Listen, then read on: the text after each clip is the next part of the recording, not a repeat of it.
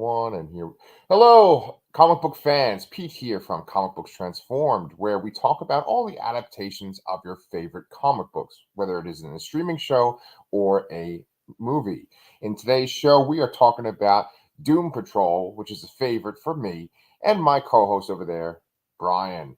Brian, Doom Patrol episode 3. You're excited, aren't you? Yeah, I'm excited. Yes, we should also mention we're also talking about fourth episode of Willow today too, just in case someone's not Yes. interested in Doom Patrol, but maybe you should be. Yes. The thing is, right, it's kind of funny. Um, I was thinking about Mr. Sunday, which is one of my favorite YouTube channels and a channel that inspired this one. I don't think they've ever covered Doom Patrol, ever, in all the 4 seasons. Interesting. Yeah, I mean, well, I'm sure they're not going to start now because everything at DC seems to be ending. yes. Hashtag fire James Gunn. I just saw that this morning. Yeah. Yeah, I've been reading them just out of curiosity to see what people are saying. Like, is it bots again or what? Yeah. I don't want to fire James Gunn. I'm a little bummed about Henry Cavill, but I don't want to fire James Gunn. I'm curious to see what he does. Yeah, I wonder if like syllabically fire James Gunn. It's too early in the morning, but if syllabically fire James Gunn the same amount of syllables as restore the Snyder cut. Right? It's just Yeah. like just replace one with the other, you know? Yeah, basically. Yeah. So anyway, regardless of how people feel about DC properties, we are big fans of Doom Patrol. And looking at the notes right here, the episode 3 of season 4 is called Nostalgia Patrol. And we have this whole little side arc with Cyborg. Now, did you like that side arc? Yeah, it was. I did. I am actually enjoying the growth of Cyborg as a character here without his tech. I don't know if that's happened in the comics. Actually, I imagine it has to have happened at some point where he was like restored to a more human form and he had less things to rely on. But I oddly think he fits in so much better in this cast like this than Mm-hmm. before. So, um, they often will have these characters kind of go off on their own little side stories that aren't, they're very self-contained in the sense of their character arcs where they don't really touch on anybody else's stories. I didn't mind this at all. It's just he went back to his hometown, Detroit, met up with some old friends. They were kind of like in a robotics club together. They had these grand plans to just improve the lives of people in Detroit, in the inner city and all that. And it seems like after Cyborg's accident, he abandoned them, and they didn't really take too kindly with it. Yeah, it was interesting for them to kind of go back and forth with kind of guilting him and revealing a little bit more about what happened. It is a little strange that like they talk about they were the pallbearers at his mother's funeral, and then like he just never talked to them ever again after it, which is like Cyborg never seemed angry before to me. Right. Like that seems like the actions of someone who's like angry and disappointed in life. I mean, I guess he is sort of disappointed, but I never got that feeling from the character prior. Like he seemed like he wanted to do good with his life, and while he definitely seemed ostracized at points, it just doesn't seem like that's something he would have did. This version of the character would have did. Yeah. I mean, we were talking about Zack Snyder's cut a couple of minutes ago. In the Zack Snyder Justice League, that version of Cyborg seems like he would be the type that would do that. Yes. Agreed. Yeah. Yeah. There's so many different interpretations of the character, whether it's like Teen Titans or Teen Titans Go, and then there's the Snyder cut, and then there's this. And what's always funny about this is that you said this last episode that Cyborg was never part of the Doom Patrol in the comics, and in here he's a major part of the show, a major part of the team, and he's treated like this, like Cyborg is this rock star superhero, and he's with this team of weirdos. But it's funny because he was never on the Doom Patrol to begin with, and they kind of treat him like he's this amazing character. I think because he has been on the Justice League so much since the New 52. Yeah. And so he kind of go ahead.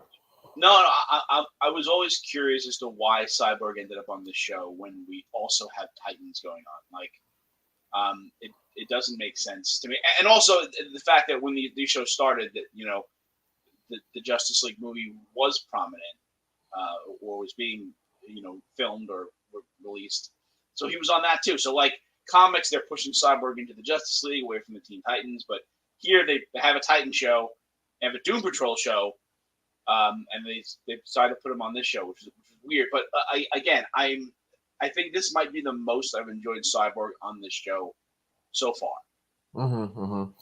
Yeah. They like draw very, very heavily from the Grant Morrison run. And I know that there was this African American character that was on the team then who kind of fills in the role that Cyborg has now on the show. And I'm wondering if they were like, well, this guy's on the team, he's in a bunch of issues, but people aren't going to recognize him at all. Like they're always going to recognize Robot Man and Elastigirl and Negative Man. Right. So like maybe if we just change this guy for Cyborg. I know that sounds kind of cynical, but also there's a lot of cynical decisions that go into making a TV show. So like maybe that's what they did. Yeah. But then again, I mean, like, creating a show like this, who is it for? Like, you're saying that they added Cyborg in there as a name somebody might recognize? Like, I don't think many people that even watch these DC shows would have known any of those other characters at all. Like they are fairly obscure. I mean, comic book fans definitely know Grant Morrison. They definitely know of Doom Patrol. Maybe they haven't read it, but I think that the average like CW show watcher would not have known about any of those characters outside of Cyborg. Yeah, it's kind of funny because like as I was making that point, I was like, okay, wait a minute, what are their code names? Like I know it's like Cliff, Rita, and Larry, but I'm like, Robot Man, like Negative Man, right? Yeah. I mean, they sort of joked about the code names last episode or the first episode too. So yeah, I'm still chuckling about what she calls Madame Rouge, like Shitbird Can or something. I don't know what the fuck her name was, something like that. Yeah, good stuff. So this episode is much, much, much more about Rita, and Rita's kind of been MIA for the most part in the last 2 episodes. This one involves Dr. Janus, and so you also have Mr. 104, who's played by Sendhil Rama Murthy. God, I wrote it down. I can't remember. He was Mohinder from Heroes. That's what the point I'm trying to get across. Yes. And honestly, I mean, because you put this in the notes and stuff, but like, I was very confused about that whole sequence watching it. So, like, do you recognize Dr. Janus from the comics at all?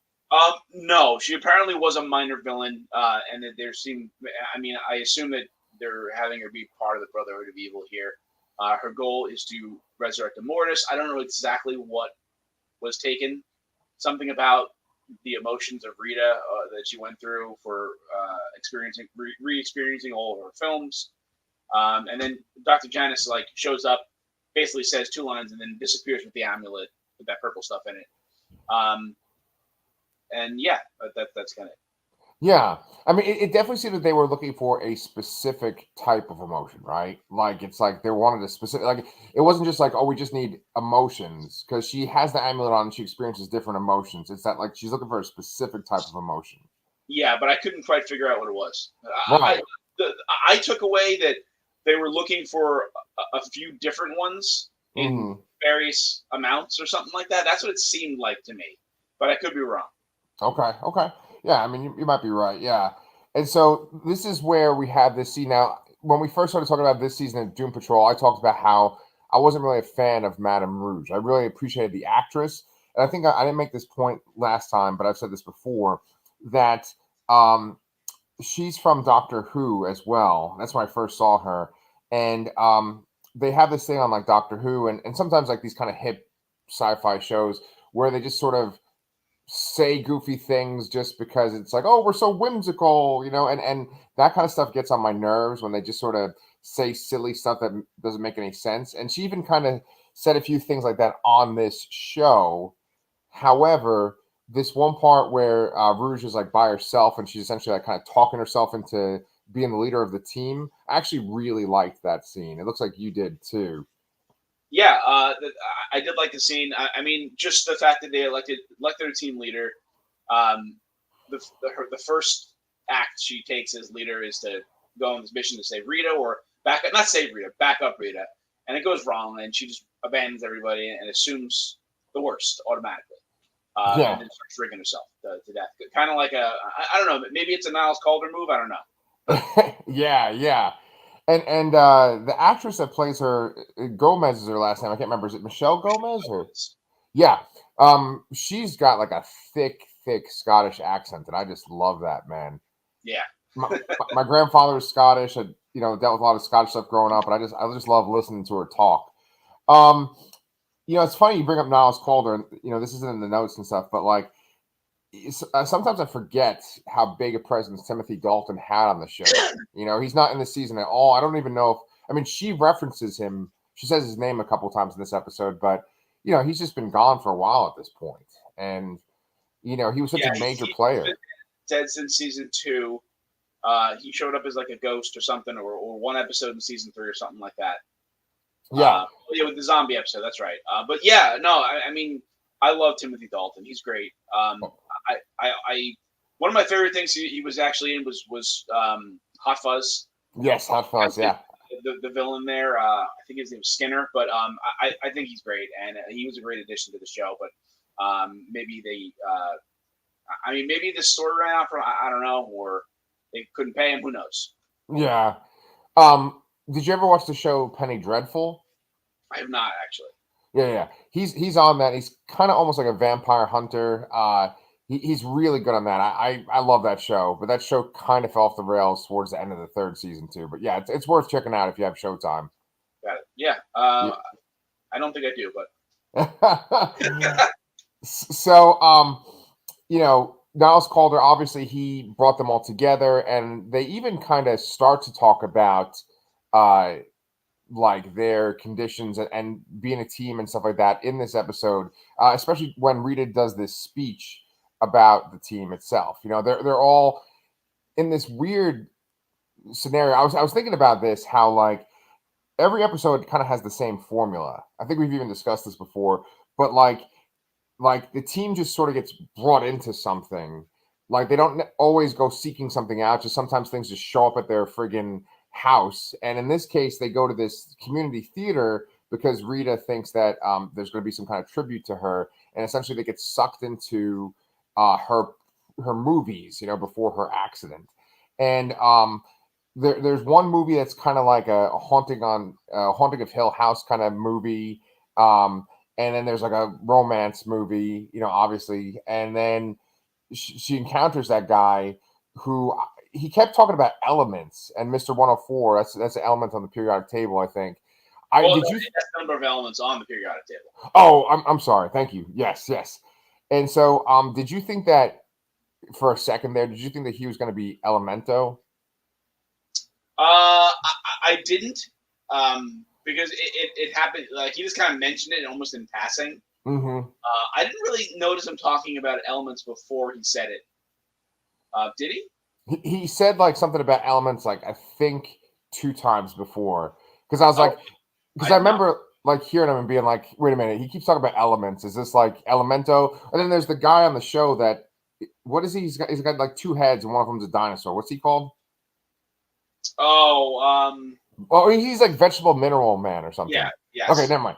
Yeah, he's not Element anything. Yeah. That was an interesting character. He seemed like he was helping them all along, but then he was working with Dr. Janice. But then he also helps them again after Rita gives that impassioned speech, and he kind of helps them out. And then Keeg shows up, and then I guess he just kind of breaks the illusion that they were in. Right. But he's nowhere to be found and seems to have gone inside of Mr. 104. Yeah. I wonder what's up with that. Yeah, the Keeg stuff. Let me ask you this: like with the Larry and the Keeg stuff, do you find that to be interesting, or do you kind of feel like I said last week, it's sort of like kind of spinning wheels? I think the negative spirit stuff got a little interesting last season when they went to like the negative planet or whatever. Yeah. I am sort of interested in the Keeg talking to future Keeg thing, but ultimately, yeah, I think they've drawn out that storyline a bit too much, I guess. They need to give something for Larry to do, and that's usually his kind of side thing there. Either, I mean, they've kind of finished with the stuff with his family. Like that's over now. Yeah. So, like this is what they have left, and I think maybe they've overdone it a little bit. But I don't dislike it or anything.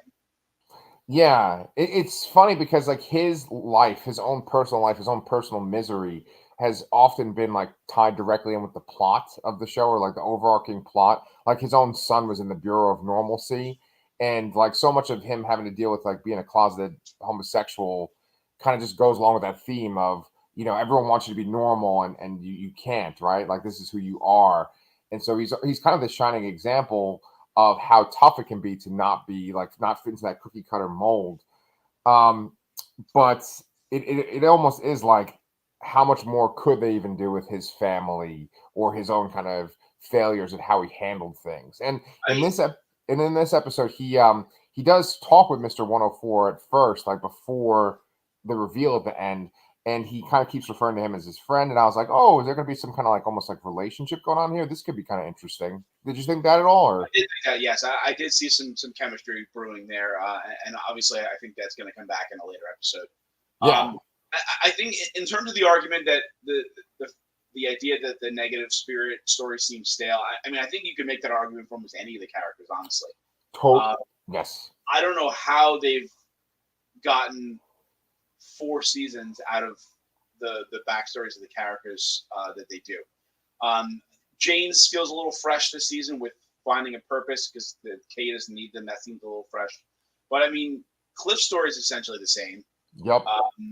It's grown a little bit, now that he has the feeling. I mean, that's a alteration, but it hasn't really changed very much. But I still like it. I don't know if this show can go on. How much longer this show could go on? I mean, it's probably not. Like I'm 95% sure that this show is done after the season. Yeah. But I'm not sure I'm not sure how much they can get from that well, the wells that they've been drawing from. Yes.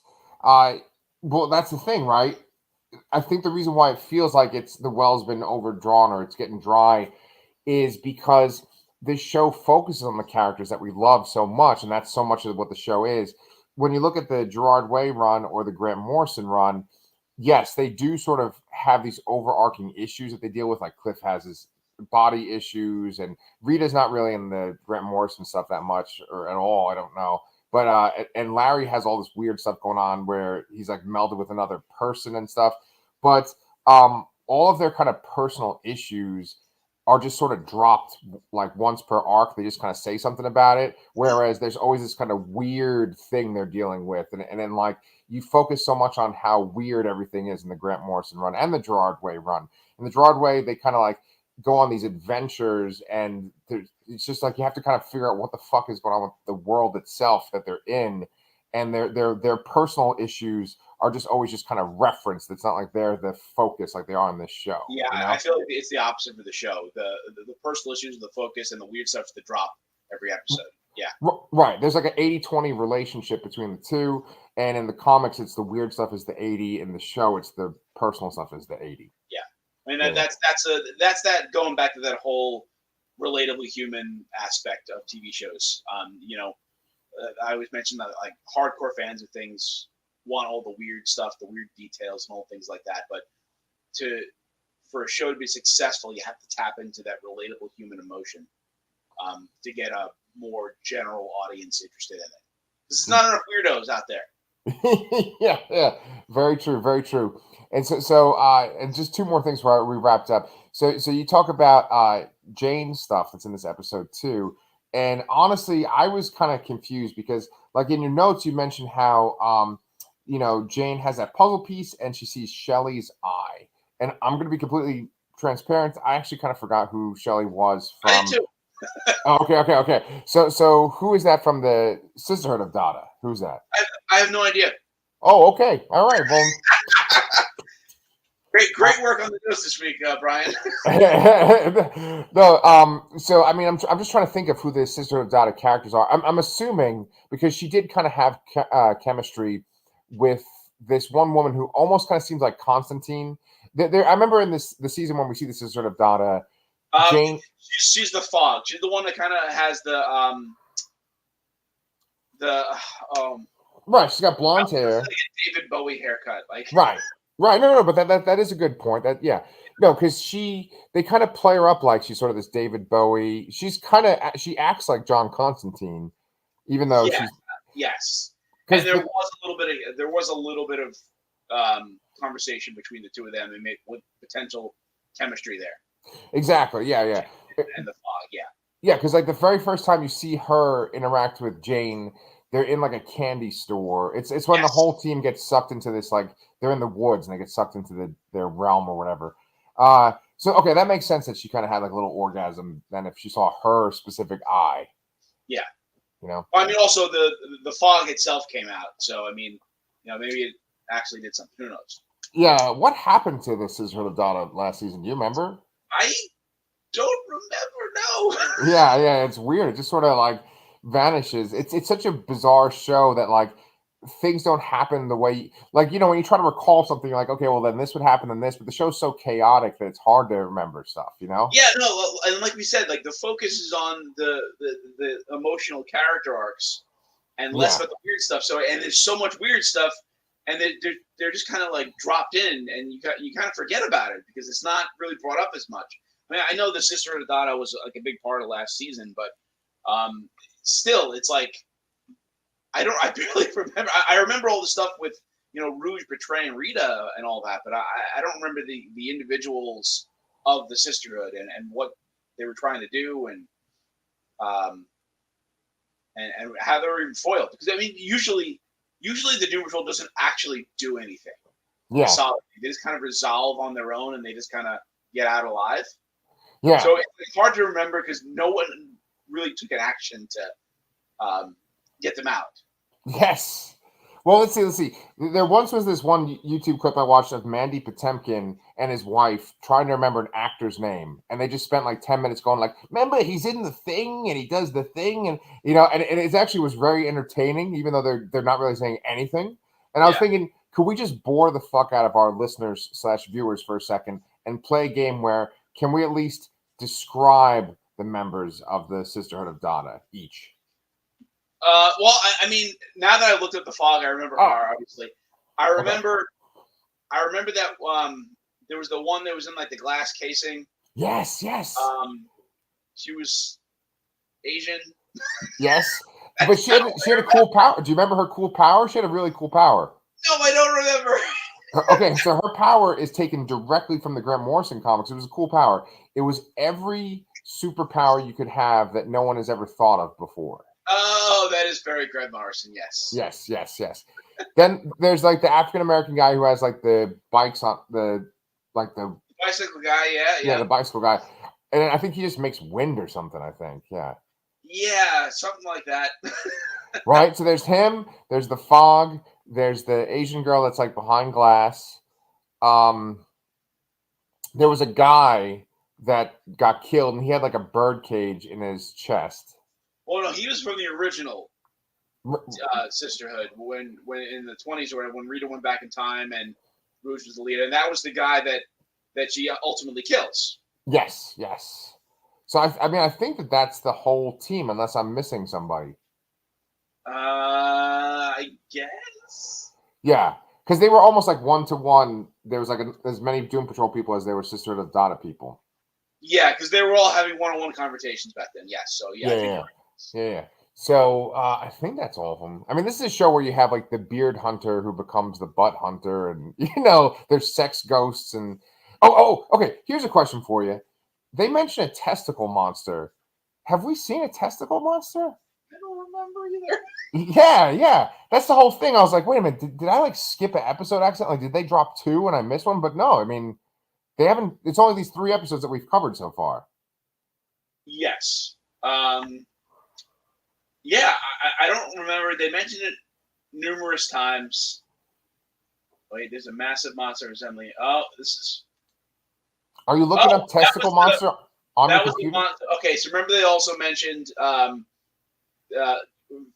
Vic mentions this, that he stopped the testicle monster in the. They did something in one of the canals in South America or something like that, was blocking cargo traffic or something. That was the testicle monster. I don't know if they showed it, or is that what they went? Is that what they went in the robot to go fix? Yep. Yeah. In the season finale. Yeah. They didn't show it. I don't think. I think they just said it. So it's like one of those things where it's like they refer to it, but you don't see it. Yeah, I guess. Okay. Cool. So then there's one last thing. So let's just imagine that there are people watching the show, listening to the show that like kind of know comics, but they don't really know as much about DC or the Doom Patrol. I do feel like it's important for me to kind of explain who Elemento is, because otherwise they're gonna be like, what the fuck, who is he talking about? And so Elemento is the Elemental Man, and he's a DC character, but he's like one of these weird characters where his costume, he has like 4 different colors for his costume, and he can like change his body composition to be different elements. No, isn't that Metamorpho? Oh fuck! See, you said it before. I'm like, wait a minute. That is that. I don't remember that, but okay, yeah. But Metamorpho is the Elemental Man. Yes, yeah. So, but you started showing the costume like that's Metamorpho. Yes. And the thing is, right, is that like he's probably done stuff with the Doom Patrol, but I know for a fact he's done a lot of stuff with Batman. There was like this digital Batman cartoon. I think it was called Beware the Batman, and he was kind of prominent on that. He's on a team right now, I think, in DC called the Terrifics, which is like the DC version of like the Fantastic Four. And Mr. Terrific is like Mr. Fantastic, and he's kind of like the role of the Thing on that team. And he's had some weird Vertigo type books too in the past. And his stuff has become like they've made it real tragic with him and his girlfriend. But he's just another weird kind of quirky character that like nobody really knows about. But if you love DC and if you do the deep dive stuff, you get to like really love him, Yeah, I had when I was a kid, I had a bunch of Batman and the Outsiders comics, and he was always on the cover. I remember him from that. Yeah. And didn't you also kind of collect the Outsiders with me at one point, like in the early 2000s, when we would go to like Jim Hanley's? Yeah, but unfortunately, I don't have those books anymore. Yeah, I have them like right over there. Like just for fun, since we're just bullshitting and stuff, I want to show you where my comics are in my garage. Hold on a second. Do you see my stack of comics over there? Oh, look at that! Yeah. So those are all my comics. Got a newer collection here. I have one box that's about halfway full. I've been going to the store almost every week. Oh, nice! Getting those floppies, as they call them. Yeah. God, you know what? Most annoying thing. I just forgot this thing existed, but like I was reading a book and this one of the pages just got removed from the staples. I gotta go fucking buy it again now. That sucks. Has that ever happened to you in a trade of a comic? Yes, unfortunately. And I rebought those too. Yeah. I read a lot from the library, and sometimes the library trades will come apart like that, and I just feel bad. I tape them back up before I send them back. Yeah. But anyway, Doom Patrol. Did you want to say anything else about episode 3, Nostalgia Patrol? Yeah, I mean, we kind of grazed over, but I really enjoyed Rita's speech. I thought it was really strong and powerful. They again just reference that how much the Chief fucked up their lives, but the one good thing is the found family they have, which is just the recurring theme here. And we've kind of like I feel like we had like we almost sounded very negative about this episode. I don't think it was bad. I still enjoy the show, but I just wanted to correct that we sounded like a little hypercritical this week. But I still really enjoy the show, and I'm just excited to watch its probably final season. Yes. Yeah, come on. We're positive fanboys. We don't really critique stuff that much, unless it's Jupiter's Circle, or whatever the fuck it's called. But what do you call it? It's funny they mentioned the family thing, and you had it in your notes too, because like I feel like that's a go-to for almost any show, any franchise, where they have to be like, we're a family. And I think it's because like families obviously are universal. Everyone has some kind of family. So it's very easy. It's low-hanging fruit to kind of say that. However, with this group of characters, it does absolutely feel like a family after all these seasons and the way they interact with each other. Yeah, I mean, Yeah, you also got to consider that they've probably spent most of them have kind of spent 30+ years with each other. decades. Yeah, just like you and me, man. Yeah, that's right. Shit, yeah. Cool. Well, let's go back in time a couple of decades to when we were little boys in Staten Island and we saw the Willow movie. And did we ever predict that we were going to get an episode like Willow episode number 4, The Whispers of Nockmaar? No, I didn't think we would ever get a continuation of it back then. I don't think that. I think this kind of drudging up old IPs is a very current thing. Mm-hmm. You never would have thought about something like that back then. I mean, of course they rebooted things, they redid things, but I don't. I think it feels like a lot more prominent or maybe noticeable now. I feel like when they rebooted things in the past, most people wouldn't have even realized that thing existed beforehand. Right. Like, now it's like they're like deliberately trying to tap into nostalgia rather than, hey, this was a cool idea, no one remembers it, let's do it. And it's like, oh, remember that thing? I bet other people might remember this thing. Right. Maybe it's Family Guy's fault.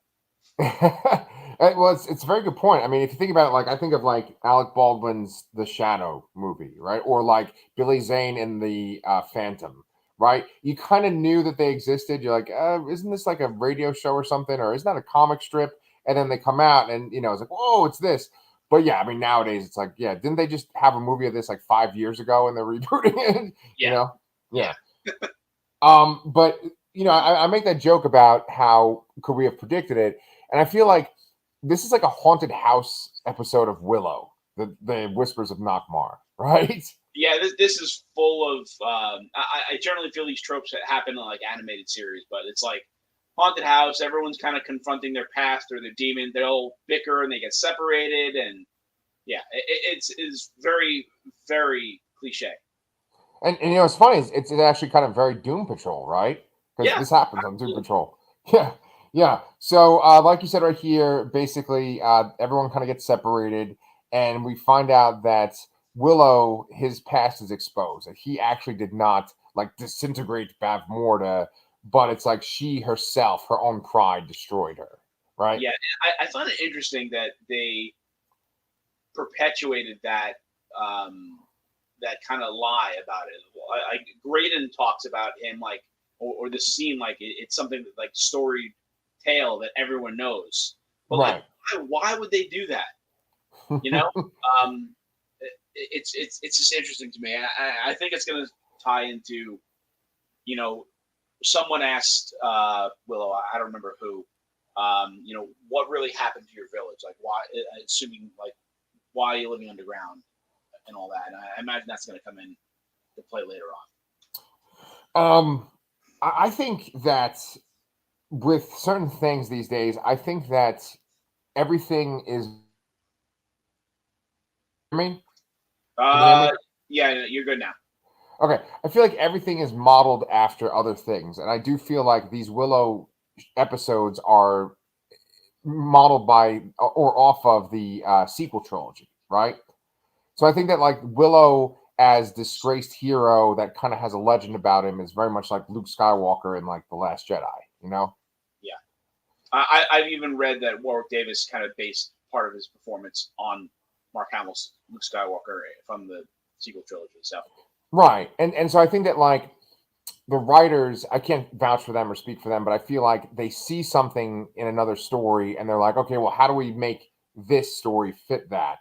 And so I think that that's what they did with Willow. That's why it's like this perpetuated lie from the time of the movie, which I don't think we mentioned this at all last episode, but the time in the show, there's a shorter gap of time between the events in the actual story of the Willow world and our world, right? Because like Elora Danan would be just like maybe 5 or 6 years younger than us, whereas I think like the actress is probably like in her early 20s. Yeah, I kind of get a late teens, early 20s vibe. So I would say it's probably about 20 years when the movie was closer to, oh no, it was 87, right? Or 86? 86. Yeah, so it's, we'll get on 35. 35? 36. 36 years, yeah. Yeah.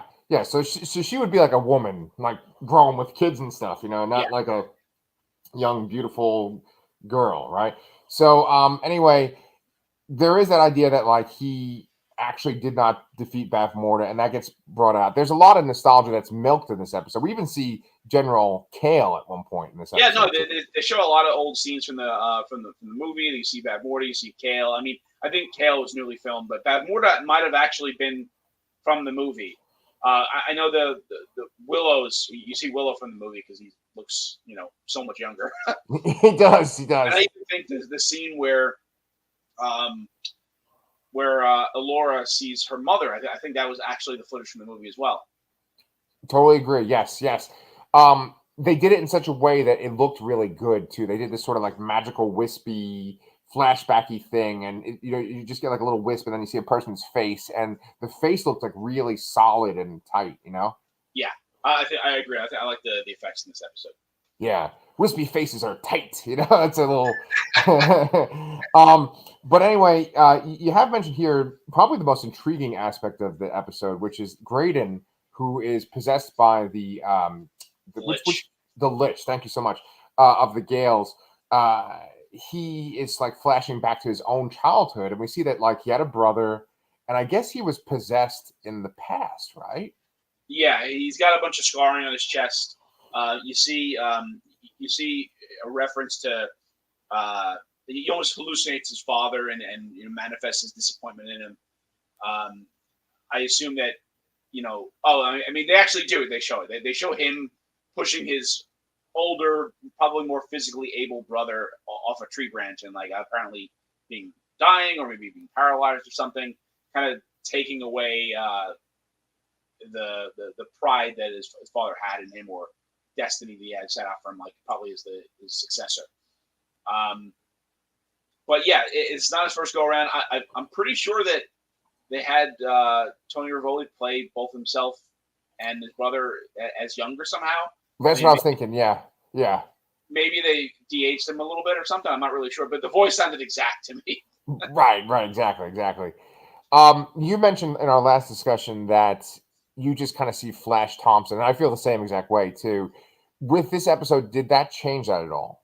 A little bit, yeah. I like when he talks about the spell stuff and all the evil magic knowledge he seems to have. That kind of takes me away from the Flash vibe, sort of.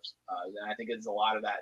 That's a focal point of this episode. So absolutely, yeah. Yeah, and we got a couple little Evil Dead references here. A possessed guy with weird stuff in his face. We got a book bound in the flesh of a satyr. Yes, yeah. Doesn't the character kind of go like, ugh, when they say that too? Yeah. I think like Kit does that or something. Yeah. So, he's a big focus on the episode, just like you said. But then we do get a lot of like Kit and her kind of going around this castle that belonged to her grandmother. And then we learn about her grandmother's backstory. And were you intrigued by her backstory? Yeah, no, because it's just like in the, I mean, you've mentioned before this is a sequel novel. I've mentioned that there's a comic adaptation. I don't know if any of those things were touched upon in those things, but she's just an evil sorceress in the movie, sort of. Mm-hmm. They don't really give you much why or reason, so they're just really retconning a backstory, a detailed backstory here, and I always appreciate that kind of stuff. Yes. Honestly, that's kind of the bread and butter of maybe our friendship right there, because like so much of the stuff that we love, it's just they just would like package it in toys. I mean, specifically Transformers, right? Where they just would be like, look at this cool guy. And then like as decades pass, they kind of like make these backstories like, this is why he has this gun. This is why he has this color. This is why he looks like this character. And I feel like Bav Morta is this great example because visually, she's a very interesting character in the Willow movie because she kind of is like a nun. She's got this sort of black habit like a nun would have, but she's got this crown, which is very similar to like Jesus's crown of thorns. And then Masters of the Universe movie Evelyn vibes too. Yes. Good point. But the thing is, she definitely like not exactly, but like resembles a nun sort of in her costume, right? And I think that that's interesting because I think that the person that wrote the show, Lawrence Kasdan's son, Jonathan. thank you so much. I think he maybe saw that visual and he's like, okay, well, maybe she was actually part of an order that was supposed to be like a good order, and she was corrupted. And you have it right here, the name of the order, right? It's I think it's the Cult of the Worm, but I may be. Cult of the Worm. Yes, yes, yes. And the thing is that besides that, there's even more to it. It's that there's like these 6 fays that betrayed this deity, and so they were kind of cursed. So it's got this sort of like Lucifer and God kind of idea behind it already too. Yeah, and that's that's some typical fantasy stuff, I think. But I am finding it interesting. Yeah, yeah. I mean, but with typical fantasy stuff, the most generic, lame version of it is just when they're like, "There's this evil, and it's this," and it's like very basic, right? In this, I think they're adding these little details to it, which makes it seem more realistic. Yeah, no. They're saying that there are these magical creatures. They betrayed the Great Mother, and then their bloodline is what is the root of this evil. And I think it's taking the myth and melding it with their reality. So it's not just like, oh, there's an evil presence and whatever, but it's like, oh no, these evil things actually like had kids or something, and they have their blood, and it's like this evil dynasty. Yeah. And the thing is that dynasty continues to this day with Kit and then her mother Sorsha. They are descendants of Bavmorda, and that makes Kit more of an interesting character. I know that, like in our last discussion last week, you were kind of saying, well, she is going to be flawed and unlikable because we have to see her sort of become a likable character. But I think that like 4 episodes in, she's still just sort of like, just being cynical of everything and just commenting on it. I was like, all right, come on, like let's have a little bit more here. I think this episode finally added a little bit more depth. Yeah, she's finally turning the page there, especially with the scene where she's kind of encouraging Alora. She's saying like, I saw the bush you made with the tree in the forest, and it was beautiful. Like encouraging her, and that's what is ultimately going to happen. Is to me they're the 2 leads of the show. It's Kate and Alora. And then Willow is kind of like a legacy character to support them, but they're the power players, I suppose, in the story, I guess. Right, and then do you see where there's that sequel trilogy comparison, right? Because then Alora is essentially like Rey, who's this like super powerful character that didn't realize they're super powerful, and then like Kit is Kylo Ren, who is like the direct descendant of like the Leia type character, Yeah. So, I mean, it's kind of funny, right? Is that like Sorsha is very much like Leia in the sense that like she is the descendant of like the dark leader character. Yeah. Right, Bavmorda and Vader, right? Yeah. So, you mentioned in your notes too that it feels like there were things cut from this episode. There's a lot of plot holes. Why do you think that? Well, I'm not. I don't want to say plot holes. It's just some Like gaps. I guess they took. So there's a point where Willow kind of dismisses Alora while they're performing the exorcism on Graydon, and then she comes back later on, and then Graydon's just free, and you don't know what happened. Like I wish they would have kind of shown that, and I guess that's to kind of build suspense with the audience, so they don't know that he's possessed. But I mean, it was super obvious he was possessed. Or maybe it's just I'm so used to seeing things like that exactly. Right. There was a whole storyline with Borman and trying to open this like door in this castle, this golden door, and there was like it sounded like there was like women whispering to him beyond it, and it never gets addressed what it was, and he never opens it, and I just want to know what the whole point of that was, I guess. Okay. And then and then finally, this is kind of like a stupid thing, but in the final scene, in the altar room where they tried to perform the ritual on baby Alora. Yeah. Alora like sucks the soul out of Graydon to save him because they couldn't do what they were trying to do. Willow was like screaming like, "No, don't do it!" And this like weird gargoyle thing grabs him. They're all just talking. Nobody goes to help him whatsoever. And then she does the thing. She saves him, cleanses his soul, and it looks like she literally eats this demon soul, which I hope comes back later on. And then he's just like free, and he's like, "Oh yeah, great job!" And nobody's like, "You just ate a demon," like or whatever. Like no one addresses it whatsoever, and it's like complete water under the bridge. Yes. It does feel very abrupt how they go from like that sequence to the end of the episode, which is where we see Eric too. But like, and I want to talk about that in a second too. But yes. One type of character that I've sort of been introduced to in the last, I don't know, 7 years that I didn't know about is the idea of a sin eater. Have you ever heard of one of those? I don't think I've heard the term, but I can imagine what it is. Yeah, there's this really weird show called Sleepy Hollow that was on Fox for a while there. It had the Okay. guy that Jonathan, the guy who's like Boromir's dad in Lord of the Rings, that actor who's like awesome. Sean Bean? Well, his father. Oh, John Noble. John Noble. Right, he was the voice of Unicron, right? On Beast on Prime. Oh, anyway, yeah. Yes. Yeah. So anyway, he on the Sleepy Hollow weird ass show was a sin eater, and I like looked it up, and that's like a thing, like a sin eater, and that's what I was thinking of in this with Allura. Like maybe they're gonna go in that route with her, that like she kind of can take the evil. That's how she sort of purifies things. She's able to take the evil into herself. I don't know, but I mean, I'm really glad that you brought that gargoyle creature because I sort of was taken out of it. Like I was like, what the fuck is this thing? First of all, it looked weird, and it just kind of like grabs Willow. And it looks like it's just like a little person inside of a costume. Yeah. You know, I was like, there doesn't seem to be any kind of creatures in this whole castle. It's just they're sort of people's imagined, like their memories haunting them, and then all of a sudden there's this weird mummy gargoyle kind of creature.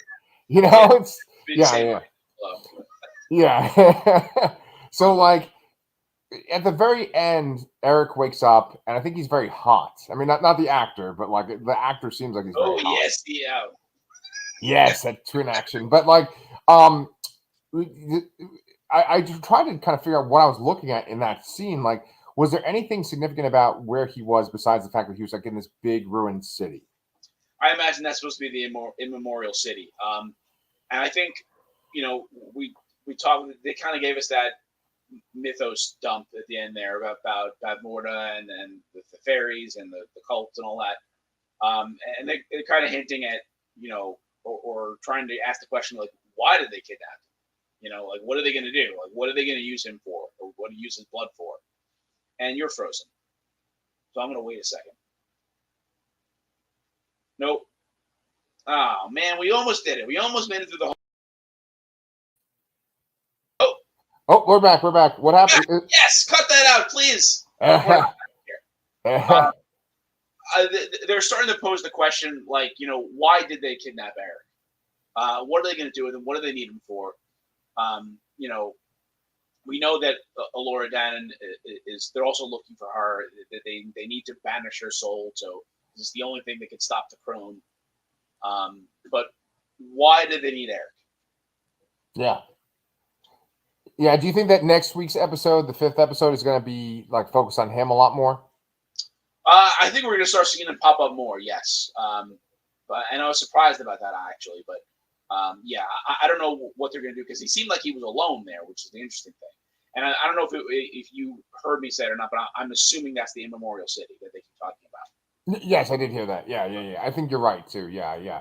So, that was the very, very last shot before they did like another cover, which was like, it was something from the 90s, right? Oh, wasn't it? Oh, sorry, duh. Jeez. I thought that was pretty good, actually. Yeah, well, is it the same artist like covering all these kind of iconic songs? That's a great question. Because I mean, every song has been has had female vocals so far. Right. You should look that up. Yeah. I know that was like the very last shot of the episode, but right before that, you see some of the Gales, like 2 of the Gales, looking down at Willow and his crew, and they're like, "Oh, we're gonna jump them," basically. Yeah. And one of them, he kind of looks like in Bram Stoker's Dracula, they have an insane asylum where Renfield is kept, and the staff members have these like cages on their heads to keep them safe from the prisoners. He kind of looks like that. And then the other girl just kind of has spiky teeth. I don't know what they're. She's the one that flies. It's kind of like a harpy sort of thing. Oh, okay. Yeah, they really like showcased them in that first episode where they were almost like an X-Men team of like mutants attacking them. You know, they all have Yeah, their own and powers. we also guessed that we were going to slowly see them appear across the season. They had to defeat them one by one or something. Yeah. We'll defeat them two by two. Yeah. Yeah, but you know what? Like, that's something that even though like comic book films have kind of just dominated fucking media since like at least 2008, maybe, or well, maybe like 2001, honestly. Um, you know, they haven't had that many times of superpowered teams versus superpowered teams. That's not as common as you'd think. Yeah, that's a good point. Yeah. And like that's one of the best things about comics is that you know you have like all these five guys have these random powers and these five guys, and I felt like the Gales are like a comic book villain team. Yeah, You totally. know, yeah, and you know, like I think that one of the best examples of that kind of thing is in Infinity War when you have like the Black Order, like Thanos's people, Yes, yes. you know, going after like the Avengers and stuff. I really like that. But yeah, so I mean, I think that that's sort of an inspiration for these guys too. But how you feel about the show in general? I enjoy it. I don't think this was like a mind blowing episode or anything like that, but I enjoyed the backstory of the and I'm just I like the show and I don't know why the internet hates it. I mean, I do know why the internet hates it, but I just don't want that to be the reason why. It's because there's female leads and queer romance. It's just like get over it. Yes, yes, yes. As you know, I have just one guy that's like the other side from how we normally talk. I'm not going to mention his name, but like he's very cynical about this kind of stuff, and he always thinks that Disney has sort of an agenda. He's the one guy I watch like that. Otherwise, everyone else I watch is pretty liberal minded and forward thinking.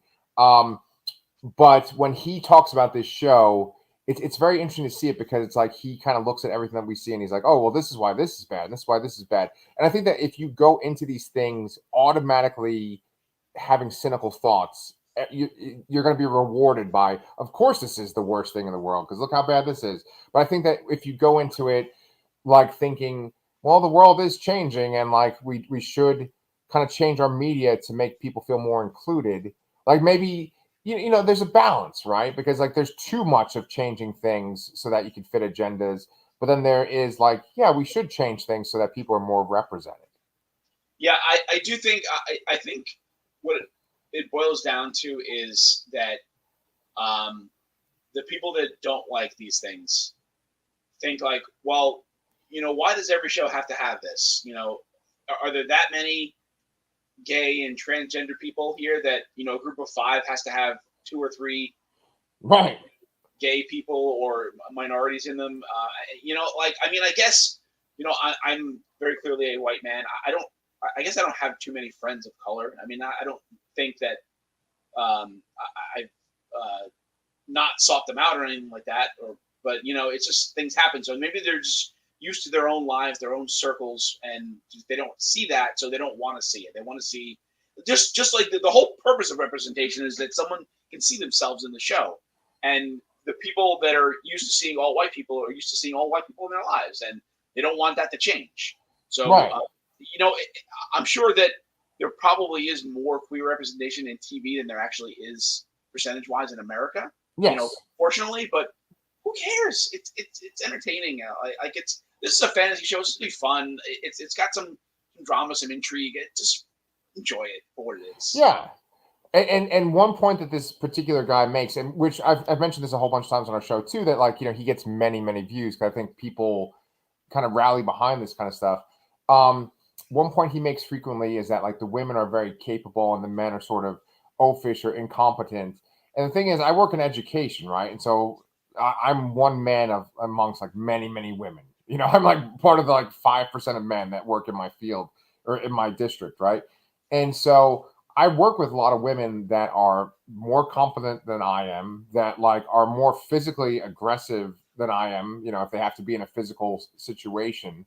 So it's not like this fantasy that's being created. I understand if like everything in media that you see kind of represents this, and I also understand the idea of like making male characters kind of seem incompetent, making the female character like if you automatically just do that, that is bad storytelling.